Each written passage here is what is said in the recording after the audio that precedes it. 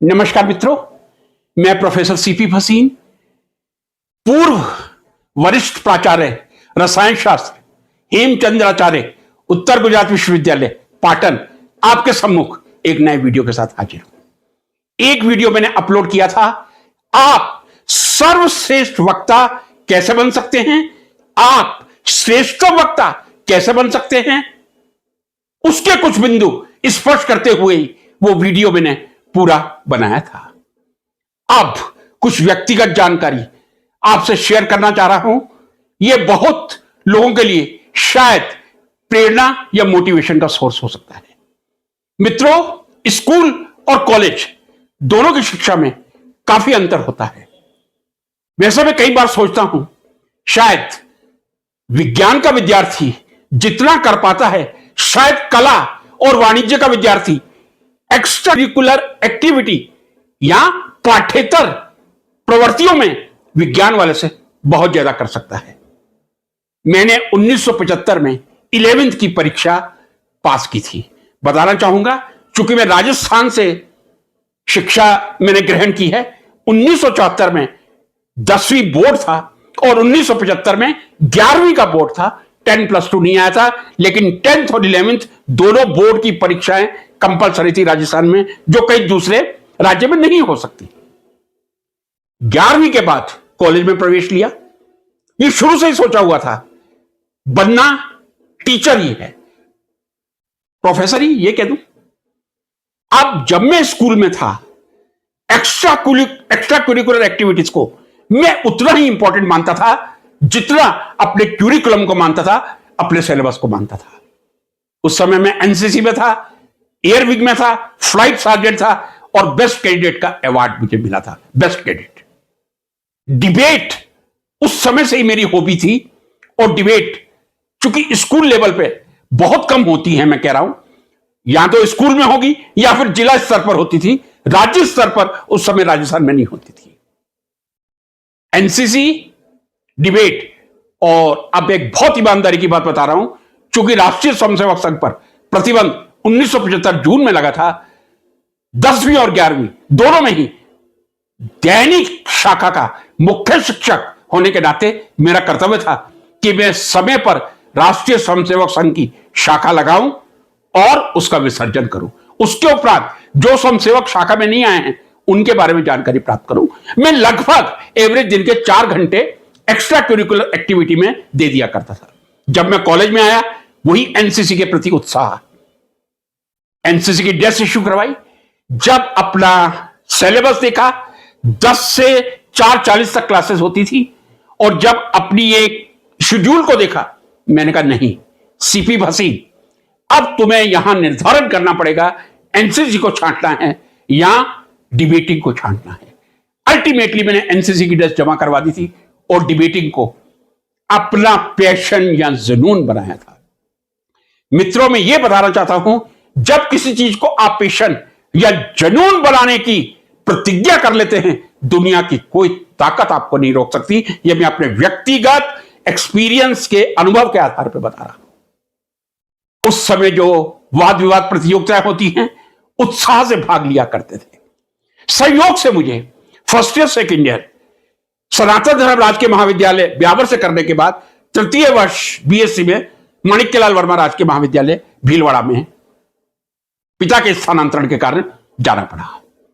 1 वर्ष BSc final और 2 वर्ष एमएससी, 3 साल वहां रहा था। लगभग 100 वाद विवाद प्रतियोगिताएं हुई थी। मैं ये कॉलेज लेवल की बात कर रहा हूं, क्योंकि अलग अलग department of English, department of Hindi, planning form, ये सब करवाते रहते थे, योजना मंच जिसको कहूं। 100 वाद विवाद प्रतियोगिताएं हुई थी। 100 में से 99 में प्रथम स्थान ही प्राप्त किया था।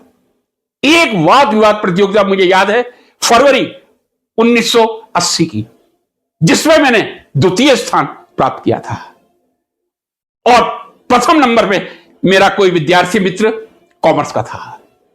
चूंकि मैंने हर वाद विवाद प्रतियोगिता में कभी द्वितीय स्थान माणिक्यलाल वर्मा ने देखा नहीं था कैसा होता है, प्रथम स्थान ही आता था। थोड़ी सी डिप्रेशन होना स्वाभाविक था, लेकिन वो जो वाद विवाद प्रतियोगिता थी, वो कॉलेज लेवल की जो वाद विवाद प्रतियोगिता थी, अगले दिन राज्य स्तर पर प्रतिनिधित्व करने के लिए थी कि माणिक्यलाल वर्मा राजकीय महाविद्यालय से कौन 2 विद्यार्थी प्रतिनिधित्व करेंगे। तो मैं सेकंड था, मेरे मित्र प्रथम थे। मैं केवल लगभग 18 या 20 घंटे के लिए सेकंड पोजीशन पर रहा था। अगले दिन जब राज्य स्तरीय वाद विवाद प्रतियोगिता हुई थी, फिर मैं ही प्रथम, ब्यावर के एक विद्यार्थी द्वितीय, और जो पहले फर्स्ट आए थे वो थर्ड आए थे। डिटर्मिनेशन, आत्मविश्वास। जब उसके बाद जब पीएचडी ज्वाइन की थी तब भी मैंने अपने पेशेंट को खत्म नहीं किया था, यह बात मैं बताना भूल गया। एमएससी प्रीवियस से और पीएचडी तक मैं लगभग 6 साल राजस्थान विश्वविद्यालय की डिबेटिंग टीम का मेंबर रहा था। उस समय अजमेर विश्वविद्यालय नहीं था, 350 महाविद्यालय राजस्थान विश्वविद्यालय से संबंधित थे। अब मैं आता हूं दूसरी बात पर। चूंकि मैं जब पीएचडी करता था पूरी तरह से समर्पण प्रायोगिक कार्य को था, मैं एक कोऑर्डिनेशन केमिस्ट था, कॉम्प्लेक्सेस बनाता रहता था या लिगेंड बनाता रहता था। लेकिन जिस समय वाद विवाद प्रतियोगिता का समय शुरू होने वाला होता था, उससे देखता था डिपार्टमेंट कितनी दूरी पे 5, 10, 15 मिनट पहले जाके स्थान ग्रहण कर लेता था, और वही होता था। परमात्मा की कृपा से माणिक्यलाल वर्मा वाली कहानी की पुनरावृत्ति होती थी। राजस्थान विश्वविद्यालय के जितने विभागों में डिबेट कंपटीशन होते थे, प्रथम स्थान पर ही आता था। अब मैं आपको एक बहुत इंटरेस्टिंग वाक्य बता रहा हूं। जेआरएफ या एसआरएफ था, मैं उससे माफी चाहूंगा। 800 रुपए स्कॉलरशिप मिलती थी। जिस दिन स्कॉलरशिप आती थी, आप लोगों ने, जितनों ने राजस्थान विश्वविद्यालय देखा है, वहां एक बुक वर्ल्ड नाम की एक किताबों की बहुत सुंदर दुकान है, बुक वर्ल्ड उसका नाम है। 1980 में स्थापित हुई थी, मुझे याद है। और गुप्ता जी कोई ना कोई जब नई पुस्तक आती थी, मेरे बजट के हिसाब से, क्योंकि 800 रुपए स्कॉलरशिप मिलती थी, और बाकी का मैं वाद विवाद प्रतियोगिताओं से इतना प्राप्त कर लेता था कि अपनी लाइब्रेरी उसी समय बनानी शुरू कर दी थी।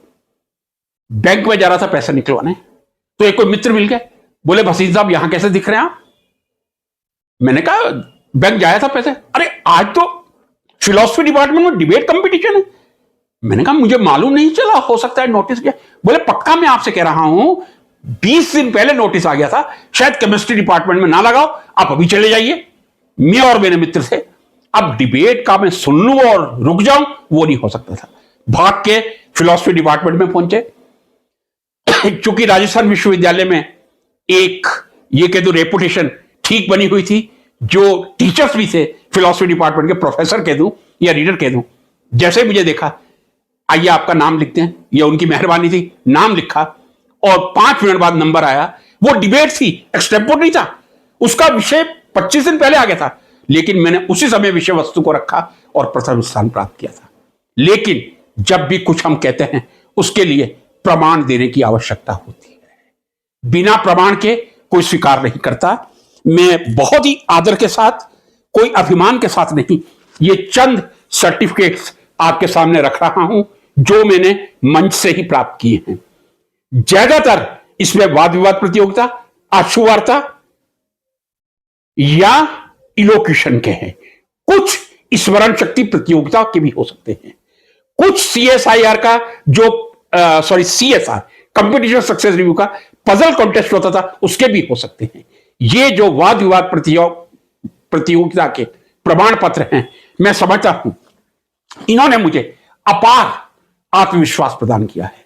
और यही नहीं, मैं 2 बार वर्धा गया था।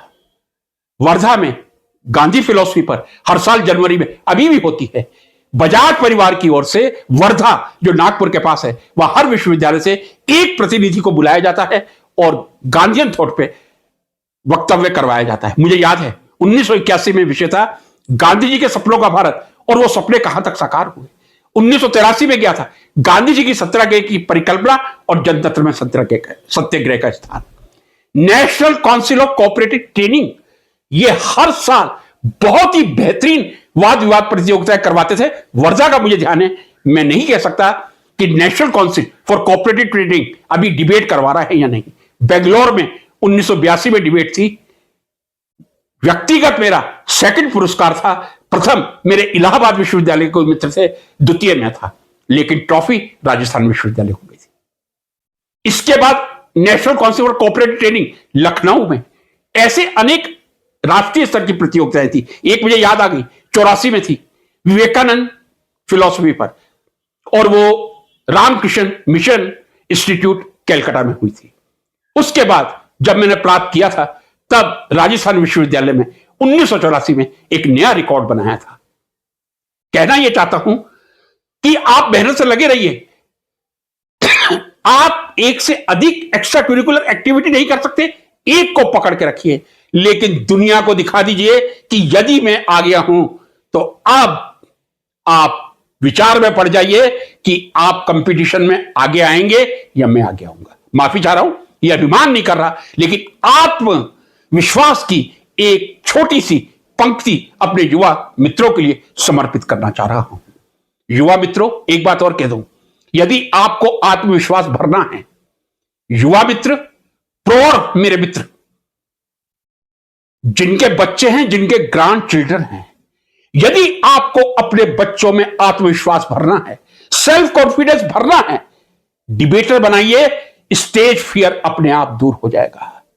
और उस समय तो पुरस्कार मुझे याद है, national council for cooperative training में 750 रुपए का द्वितीय पुरस्कार मिला था। वर्धा में 1100 रुपए का प्रथम पुरस्कार मिला करता था, जब स्कॉलरशिप 600 या 800 रुपए हुआ करती थी। ये आपके आय का भी अच्छा सोर्स हो सकता है। अच्छे डिबेटर बनिए, एक भी डिबेट मत छोड़िएगा, चाहे आप साइंस के स्टूडेंट हो। साइंस आपके डिबेट में, आपकी भाषा में कहीं बाधा नहीं बनती। आप में एक विल पावर होनी चाहिए, एक स्ट्रॉन्ग डिटर्मिनेशन होना चाहिए। मैं करके रहूंगा, जैसे मैंने ठाना था, मैं भारत का सर्वश्रेष्ठ वक्ता विद्यार्थी जीवन में बनूंगा और बन के रहा था। नमस्कार।